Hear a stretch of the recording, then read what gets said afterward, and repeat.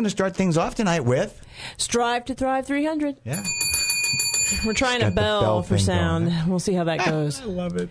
And our It's topic working tonight me. for our Strive to Thrive 300, which is our 5-minute kind of educational, we call it the 300 University, 5-minute University. 300 is, in fact, 300 seconds, which is 5 minutes. So this is the one thing we want you to take with you for the beginning of the show for this week. And so our topic for the Strive to Thrive 300 tonight is get a life, your own life. And I as I was thinking about what to talk about this week, I have a lot of women that I work with who are very quiet and they're very unassuming and they really, really work hard to support their partners. But in doing so, they accommodate. When I say accommodate, I mean that they go along with whatever he says. They never really voice their opinion. He will never know what they're thinking because they're just going to nod their head and do whatever it is that he thinks they should be doing. So they kind of go along with the flow. So you're talking to the accommodating love partner. Yes. Okay. And so what are you going to try to say to this partner? You need to get a life. You need to get your own life. You need to get yourself back.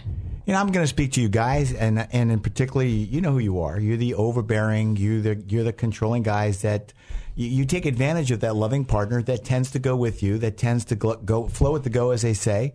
And yet, even though you know this person dearly loves you and dearly wants to accommodate all of your desires, they really want to make you happy. There are times that you use pressure to get that partner to come around to your way of thinking, if you will. And I'm going to give you some advice. Stop it. Stop. If you have a quiet, meek-mouthed, meek-mannered partner that tends to be an accommodator, then you've got to help her get out of that personality temperament style. Yeah. And you ladies, now let's talk a little bit about how you get out of this place where you are. That is being too quiet. Being too quiet. And, it's kind of a rut. Just going along for however long, months, years, whatever. I don't have this problem, so it's not my rut. No, you don't have that particular rut, do you? I want you to figure out how to make a decision about your life and quit worrying about him.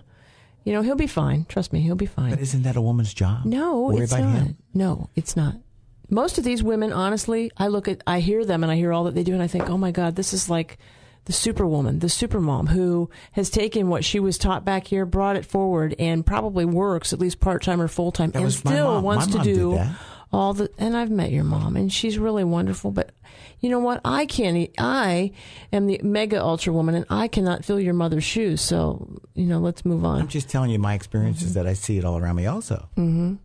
So you got to quit worrying about him because he'll be okay. He'll probably be better if you start taking care of you. So let's think about this for a minute. When you look in the mirror, who do you see? Do you see you? You see your face, you see your goals, you see the things that you're wanting to do and your family, or do you see him? And a lot of women see him when we accommodate. We see this person that we just love and want to make happy, and the whole life becomes meeting his needs and making him happy.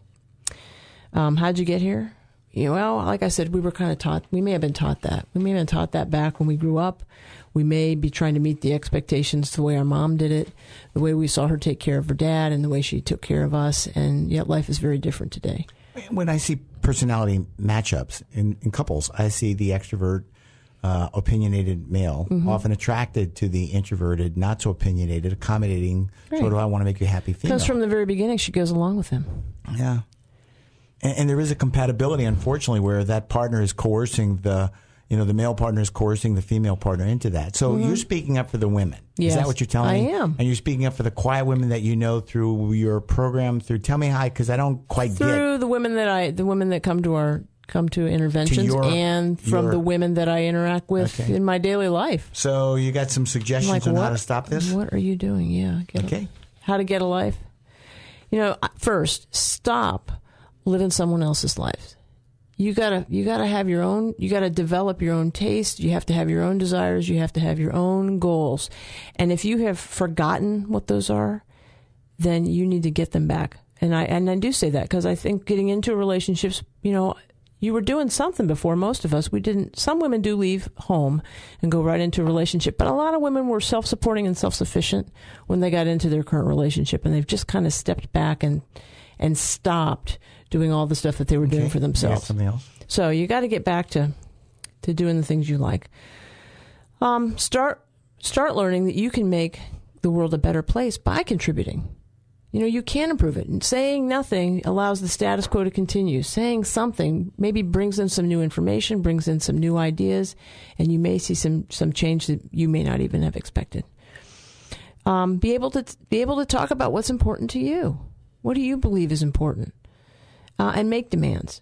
Make demands on your partner. Let him know what your opinion is, what you would like to do, how you would like to see it done. And demand to share. Become involved in this life of ours instead of being involved in his life. There's a difference between our life and his life.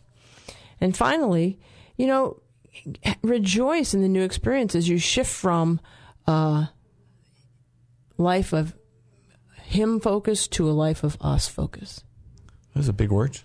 I think it's tough for in our society, we tend to teach women to be accommodating, caretaking, support the husband, and I think it's a big shift. And I know what you're talking about because I see the other side of it. I see my guys who really don't realize that they are not the center of the world. They're so used to their partner doing it their way.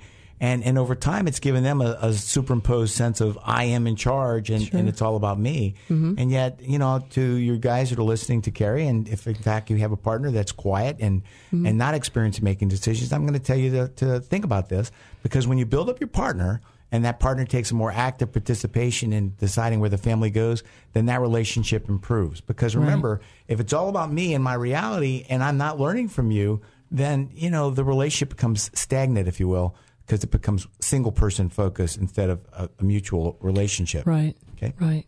So there you have it. Our Strive to Thrive 300. Get a life, your own life.